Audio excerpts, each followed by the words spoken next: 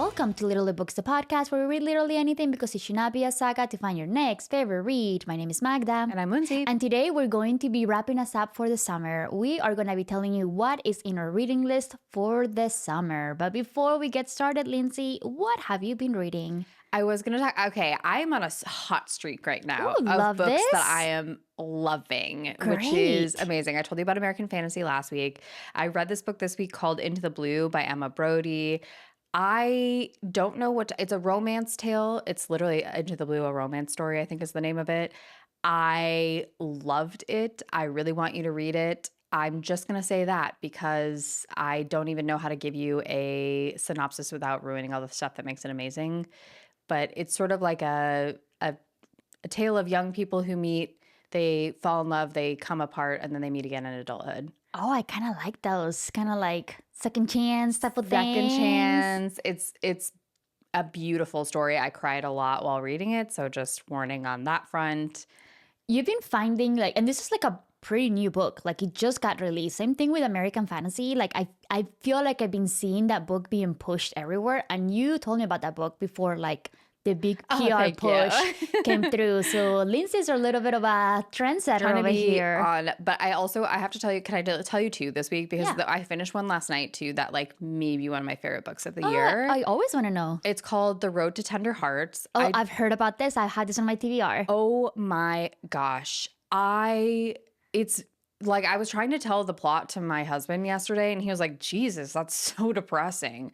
But I was like, but it's not depressing. I've heard it's funny. It's very funny. It sort of reminds me of like Little Miss Sunshine or something like that, where like it's an author who understands that like life is very sad. And so the only way that you're going to get through is to like find the things that are ridiculous about it. And it balances that in a way that I have never seen done like this well. I'm obsessed. I've only heard amazing things about this book. Like anybody that has read it, they're like, you have to read it. You have to absolutely read it. I'm so glad for you to hear it. Yeah, totally randomly. I like saw the cover and I was like, that looks good. And I threw it on and like, I cannot recommend it enough. Oh, I can't wait. Yes. Anyway, what are you reading? I also just kind of finished a couple of books that I really want to talk to you about. In particular, one that I haven't finished, but we're not gonna be recording for a little bit because we're gonna take a little bit of a break, and I really want to talk about it. Okay, please. Okay, so the first one is finally kind of caught up to the hype, and I know I'm like 3 years too late to the hype on this, which is going to be Beartown by Frederick Backman. There's obviously like an HBO show about this. It sounds like, I don't know, I haven't paid for HBO, but it says it on the book. But it's pretty much about this small town that is all about like ice hockey and like how pretty much everything surrounds that culture and how far are people willing to go to cover up certain mistakes and how that kind of tears up like a community and it divides it. It is supposed to be a trilogy, although I think the story wrapped up really nicely on book one.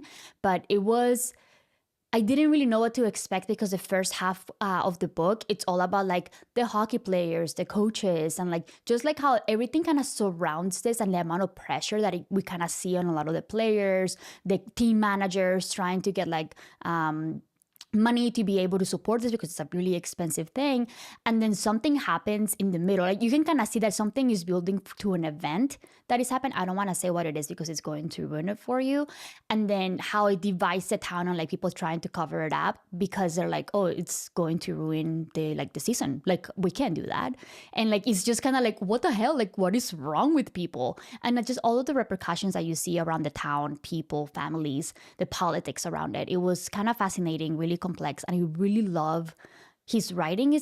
I don't know if I love it, it's just really interesting because it's one of those that you're in everybody's head at the same time, and I don't know how a writer is capable of doing that. It's so complex to me to be able to like 3 or 4 people are having a conversation and simultaneously he's telling you what they're each thinking as they're saying those items. It's kind of crazy. It can be kind of tiring at times because you're in so many people's heads and you don't even know what's happening, but I think it takes like a really skilled writer to be able to do that. I would imagine. I'm not a writer, but it's kind of intense. I really loved it. I really love the story. I kind of want to watch the show now and see how he does that. You might be the person to convince me to break my Frederick Bachman bias. I don't know why. There is no reason behind this, but I'm like, I don't think I'll like his books, and so I haven't blame read Tom one. Hanks, I guess. Yeah, I don't know what Your it hatred is. for Tom Hanks. I stand by that. Sorry. But you're gonna start a whole thing on mine. I'm gonna never hear the end of it. How I don't like Tom Hanks. I'm sorry, he's not my dad. That's but funny. I might break my streak for this because you've done a good job of. It's kind of interesting. My friends too, I think you might like that story better though. I think that one is like a crazy coming of age story, and it kind of does a lot of jumping back and forth in the storytelling. And I think you will really love that story because it is quite beautiful. So I think I would recommend that one over Beartown. If you like my friends, then go read Beartown. Okay. Yeah. Okay, the other one too, this one, I'm not going to spend too much time talking about it, but I did finish reading You Deserve Each Other by Sarah Huggle. There is an adaptation that's coming pretty soon and is starring Megan Fahey and Penn Badgley. Hopefully I'm pronouncing their names correctly. And it's about this like engaged couple, and they're just like fed up with each other, but they don't want to break up because then the other person who breaks up the relationship is going to be like stuck with the bill. Yeah. Stuck with the bill for the wedding. So they're just trying to like up the antics to make sure that they're like, they're just being terrible partners to each other. So to try to push the other person to the edge. And it's just kind of funny, ridiculous. And we just like the lack of communication in this relationship. I'm like, it's mind-boggling, but it's kind of funny to read it on paper. It works out. It's pretty cute. I'm excited to see what the adaptation is going to look like.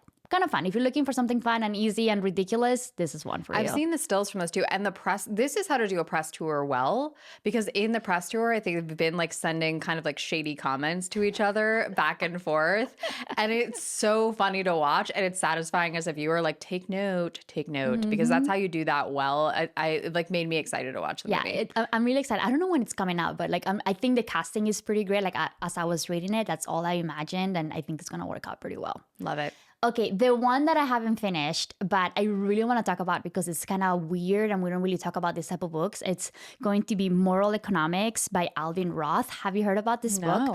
It just got released on Tuesday and I got the audiobook, and it's written obviously by this economics, and it's all about the morality of economics. So think about like selling organs, the power of like prostitution, brothels, and all of the economics that are kind of developed. Oops, sorry, I'm mad. Like a mosquito, like, do not talk about that. Was that mad? No. So it's kind of talking about like all of these type of like weird economic markets. Why are you the gnat? I don't know. Was it a gnat? Yes, there was a gnat here. I'm coming to my face. Know what it was. That's why I'm laughing, because I was like, what just happened? My jungle is giving me gnats right now, guys. I have a lot of plants in my house. Anyways, so the book is about like this like potentially morally gray markets that kind of are around the world and the economics that are developed around it. So like the first part of it kind of talks about like the legalization of prostitution and brothels and some of like the data that we're getting around it. So for instance, like he was talking about like the best brothel in the world is located in New Zealand. If you are ever interested, what are some of the policies that, for instance, Rhode Island is like a really interesting case because they accidentally legalized prostitution for like 28 years and they didn't know.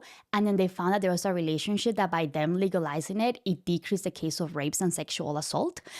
Things like that. Since now they have closed the loophole of prostitution, and guess what? Sexual assault has gone up now. So little things like that, and he's kind of putting all like the data together to kind of let the readers make the case. Like right now I'm in the section where they're talking about IVF and like the buying and selling of sperm and eggs and how much of a big deal that was. Like when IVF first came into the picture, like a lot of like churches and politicians were like, oh my gosh, like you're committing like mass homicide because you're killing a whole bunch of embryos potentially. And instead of like looking at the other side too, whereas people trying to like build a family because they have infertility issues or they're in a same-sex relationship, all this type of thing. So they're looking at all of it and like the type of markets that are being developed where like California, it's a really hot market for people to be able to go get like eggs or embryos and things like that. Because for instance, that's illegal in a lot of countries. In France, I know I'm talking a lot about this. No, but this is kind I'm of fascinating to fascinated. me. Like in France, for instance, it's illegal to be a surrogate mother. Like you cannot do that. So you see a lot of like tourists and the people that go to like Ukraine or come to the US to be able to kind of be able to get a surrogate, and the loopholes that they have to go around to be able to adopt this baby and make it like a French citizen. And there was like a period of time where a lot of these babies were not French citizens. So kind of like really interesting things and how people are navigating a lot of like these like gray markets and type of things. I know this like section is going to be about organ transplants and like the necessity about like buying or selling and the great market that there is around it. Fascinating. Like I was like obsessed with this book. I'm just like, I'm sorry. If you guys don't know this about me, one of my undergrads, I'm just gonna brag on Lindsay and I. Both of us are like, we have 3 undergraduate degrees, endless like graduate certificates and like whole bunch of things. And one of my undergraduate degrees is economics. So for me, like this type of book is like, this is fascinating. And they're just like laying down all the data. And they do it in a really like matter of fact type of thing of like, we saw this happening here. And then we saw this other thing happening in this other country, because there's not really a way to truly be able to quantify like the cause and effect, because everybody's going at this in really different manners. So they're just kind of trying to put all of these studies together and be able to see like, this is kind of what happened here, but I don't know if we're going to be able to replicate it because not everywhere else it works the same. So it's so good. I'm so excited about this book. So if you're into that kind of nerdy thing, highly recommend What this book. What is the name of the book one more time? It's called Moral Economics by Alvin Roth. I am fascinated by this because I do think there's like you were talking about the IVF and surrogacy journey. Gabrielle Union, the actress, in her memoir talks a lot about IVF and the money that she put into that and like how many times that she did it. But one of the things that she talks about in searching for a surrogate is specifically about the economics and like how expensive it is and how strangely she felt, and particularly about how some people would pay more for the surrogate to be of a certain race. Yes. And like what that says about society, and how she had very mixed feelings about participating in an economic system that literally prioritizes the race of the woman carrying your child. And I think this is like a very cool follow-on to that. I'm definitely going to check this book out. He talks about that. Like he literally talks about like there was this couple that was looking for a people that either went to like a really high like an Ivy League education, are of certain races and things like that. And then you like the question about potentially eugenics at some point. Right. So it's quite interesting. And I'm sorry we talked so much about it, but it's like a I'm picking it up. I'm picking it up today. I'm so excited. So much. I just really like kind of getting like this anecdotal feedback, so he kind of throws stories of like different things as he's kind of showing you the data. Pretty fun. Another interesting thing. Okay, one more fact. In England, apparently, so in order to become like a sperm donor, now they made it legal that the future babies are able to find out the identity and the genetics of like that sperm donor. So that has caused a decrease on people donating sperm. So now they're exporting all of the sperm from the US because you don't have to do that over here. Kind of like, it's just like little facts like that of like all of like just cause and effects of like different type of policies that are put around the world, and what kind of like policies are created because of it everywhere else. And how muddled it seems, right? Yes. Like it seems like even if you're trying to do a good thing, like I'm not fundamentally against IVF, but like then it does get so complicated to say like, but there are elements of that process that seem really concerning, but I don't want to take away the ability for people to have children that like should have families. It's like, gosh, how do you disentangle everything? Yeah, so it's all about like how, your public policy, religion, politics, and just general beliefs kind of intertwine with each other, and it's not a clear path to move forward, which is kind of like, that's what this whole book is about. Like, it's really hard for us to know this. He uses the word repugnant quite a bit, which is not something that is like, oh, that's disgusting. No, it's just repugnancy from like coming potentially from like your beliefs, that you might believe something and you see that as a amoral thing. So it's kind of a fun thing to just kind of get into. Nice. I'm obsessed with, like, I've been like listening to this book and I'm like, this is fascinating. It's one of those kind of similar to Everything is Tuberculosis, that I just feel like I'm just going to be spitting facts out to people randomly about like random stuff. So it's pretty cool. Highly recommend it. Okay. Yeah. And that's it. We're going to take a little bit of a break. welcome back, everybody. So now we're going to talk about our summer reading list. So as you guys know, Lindsay and I are going to be taking a little bit of a break during the summer, but we want to tell you what our goals are. This is kind of like when you go out of school and the teachers give you a reading list. We're creating one for ourselves. So Lindsay's going to get us started with what she has on her list. And because I'm an A+ student, I've already started this book. Oh, God, the overachiever. Just kidding. Not the teacher's pet to her own self. The worst. But there's a reason for it, and I'll tell you about it in a second. So my first book for the summer is Honey in the Wound by Ji Young Han, which was released on April 7th. The synopsis is, this historical family saga explores a family in Korea and the impacts of Japanese imperialism on their lives while weaving in elements of magical realism. And here's the deal. This is my unbiased / slightly biased opinion. I went to high school with Ji Young. She is, even then, was like so smart and put together in a way that's annoying for like a 15-year-old to be. And I found out that she was releasing this book, and I started it, and it is beautiful. I just think she has like a perfect sort of balance between making really heavy topics seem less intense by putting in something that's like a little bit like one of the characters, for example, can hear what's going on in the earth. Like she has like a strong connection to the earth and like can understand what's going on by like putting her ear to the ground and listening for what's happening. I love that so much. And like it's a way, I think, to like transmute things that are really heavy in a way that's like sort of this is how people deal with their grief. And then I love a family saga. So I highly recommend it. I saw that she was recently on NPR. She did an interview with WNYC, so you can check that out. But I do think I have high hopes that my biased opinion of someone who I think is very smart and thoughtful is getting their due accolades in the creation of this book. That's so impressive. You know, I do love a magical realism story, and to be able to involve it with like a massive like family saga thing, and also one of an immigrant family, I think that's kind of a badass thing too. Well, it's and it's also just like it weaves in a lot of information about the history of Japanese imperialism in Korea, and particularly like the use of comfort women, which is basically Japan would steal, kidnap young girls, put them in army camps, and use them to keep the soldiers' spirits high by like basically forcing them into sex work.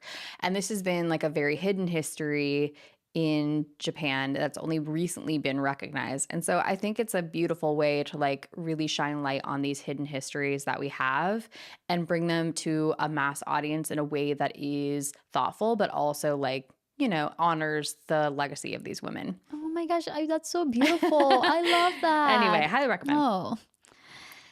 All right. For me, I think this is a book that we kind of talked about earlier in our book this news. This is on both of our lists. These are all for all of us. It's going to be Midnight Train by Matt Haig, which is being released on May 26, 2026. The tag of the book is a magical time-traveling love story from the world of the Midnight Library. No one can change the past, but the Midnight Train can take you there. The chance to relive the moments that means the most, to see what kind of person you really were. We loved the Midnight Library. We really did. And I think I'm so excited to see this other adaptation. It takes part of the same world. I think I love the concept of like what could have been type of story. Like I think that's one of those like premises that I think we all kind of always think about, even unconsciously, as we're kind of going through our day of like, oh, what if I would have done this or X or Z? And just being able to kind of intertwine those themes with, a, you know, obviously magical realism and be able to see truly like what could have panned out. It's so exciting. I think Matt Haig is a pretty cool writer. I think he's a really incredible storyteller. So I'm excited to be able to read this.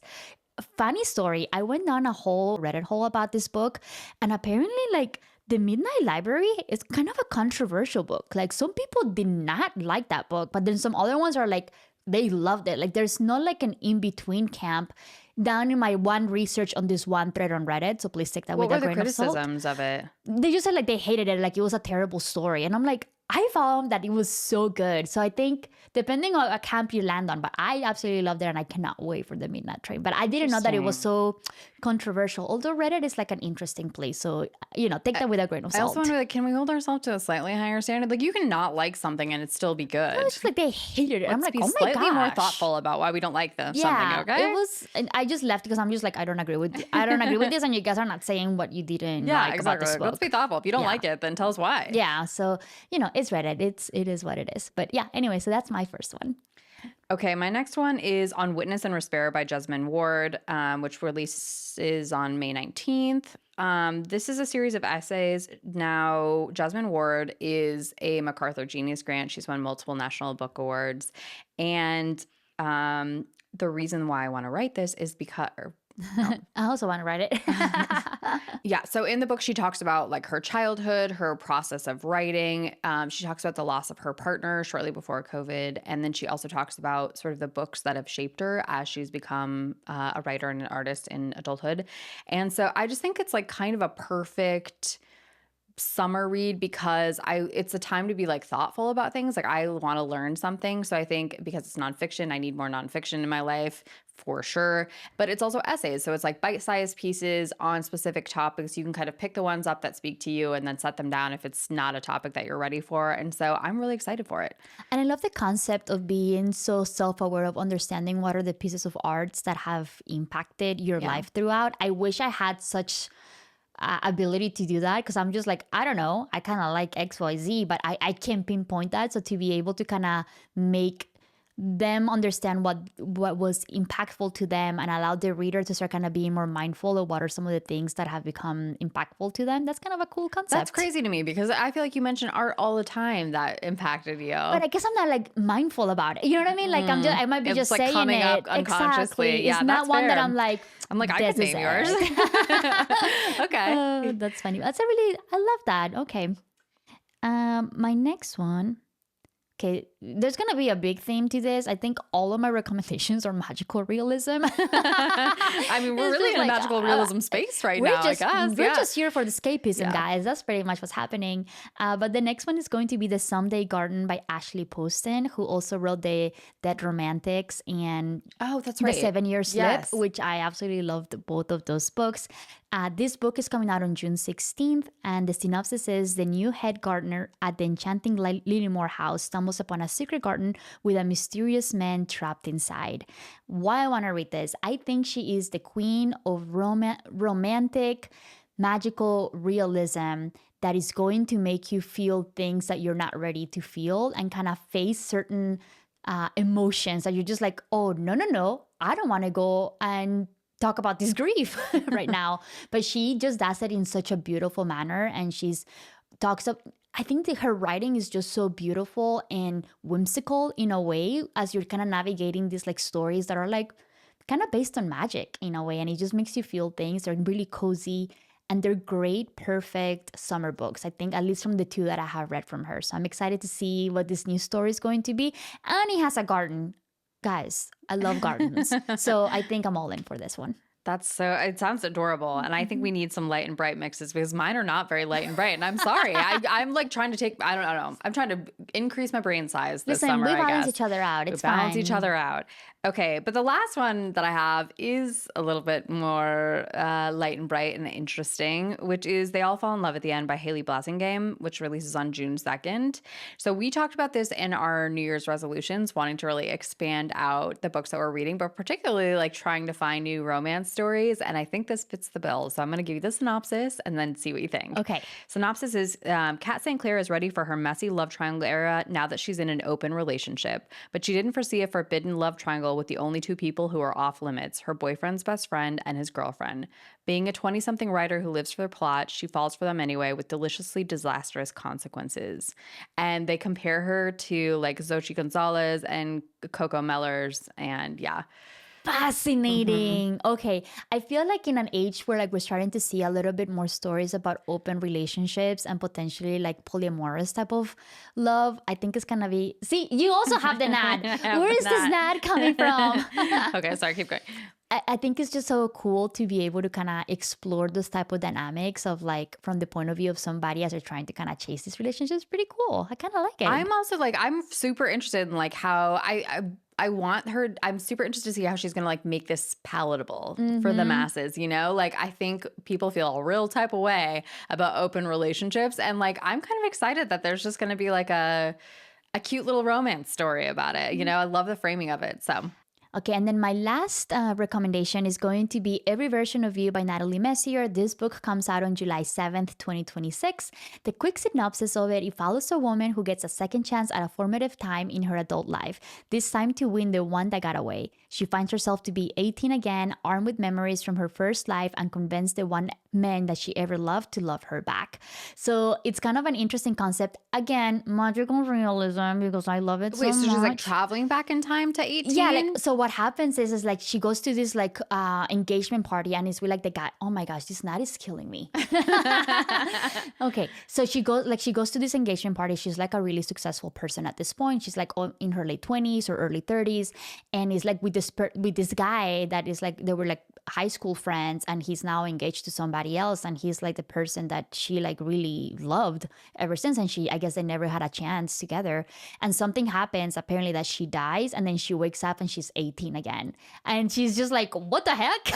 And you just kind of follow her story, and then she still remembers all of her knowledge as she's an adult, which is kind of an interesting concept, because I would feel kind of weird, because I'm like, these are babies, but like, I don't know, like, but this is like your one chance to kind of be able to see it. That's why she had to make them 18. Yes. She's like, they can't be 15. So I'm so curious about like the topic. I think the concept is kind of cool and different as well. So I'm excited to kind of read it. And she's actually going to be coming to Lark and Owl here locally to see her. So I do want to go to one of her events to check it out. Yeah. So really excited about this one. I think we do have some couple of honorable mentions, just because like we're overachievers. We like the extra credit, right? So the first one up, this one has already come out, and it's called Strangers, A Memoir of Marriage by Bill Burton. And Lindsay, you recommended this one to me. I haven't read it yet, but I've heard a lot about it. So like, I think it was a big deal because Gwyneth Paltrow optioned the rights, and I think is going to end up playing Bill Burton in it.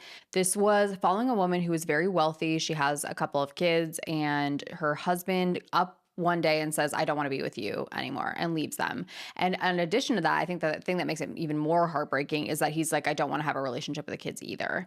So she goes from being this like very wealthy woman of not leisure, but like living a certain kind of lifestyle, to trying to navigate how to rebuild her life in the wake of this loss. The privilege of a man to be able to make that decision. I know, it's amazing.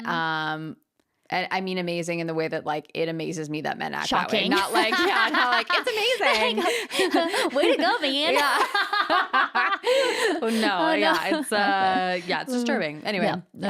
Okay. I also want to give like a quick honorable mention, because we are going to be hosting a live event on this, and it's going to be Rules for Aging and Larceny by Julia London. The book comes out on June 30th, and we are going to be hosting a live event for this book here in Austin at Lark and Owl on July 17th.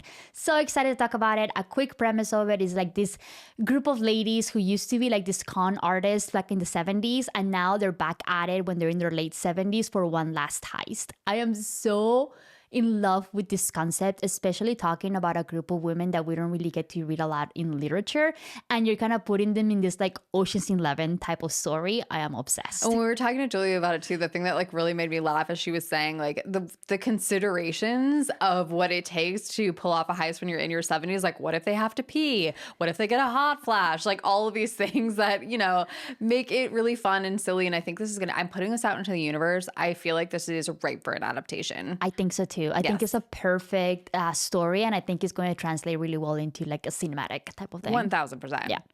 And then last but not least, this is also one that I think it reminded me of one of your recommendations earlier on. It's called The Typing Lady by Ruth Ozeki. This book comes out on June 2nd. So this is a story. It's 11 stories all throughout different timelines. And it kind of talks about like this magical typewriter as well. And you're kind of reading about these people's lives through like correspondence as well. Guys, I think I'm just in love with this epistolary book. Yes, Yeah, you do. I think this is a theme that I never knew that I loved. Mm-hmm. I love Frankenstein was like written in a very similar way too.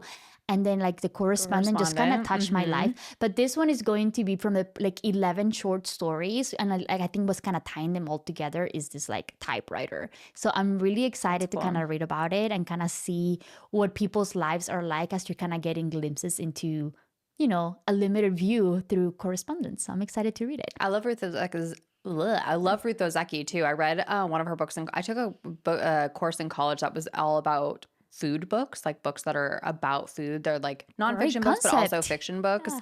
and how food is like this placeholder for like what's going on in culture and like economics and all these other things. And she wrote this book called My Year of Meats that's about like commercial farming and the impacts that it has on this young girl's body. And it's really fascinating. Anyway, I really like the way that she writes. Yeah, I have never heard of her, but like when I saw the premise for this book, I mean, like she has so many accolades. Like she's like a crazy big in the writing space. So it was Yeah. kind of cool. Like it's kind of like a really cool Her concept. books go down real easy too. Oh, I'm she's so she's a excited. great writer. Yeah. I can't wait. So we have quite a bit of items in our reading list. I'm so excited to kind of get to them. And then maybe in July, we'll come back to you and see how many of this we got to read.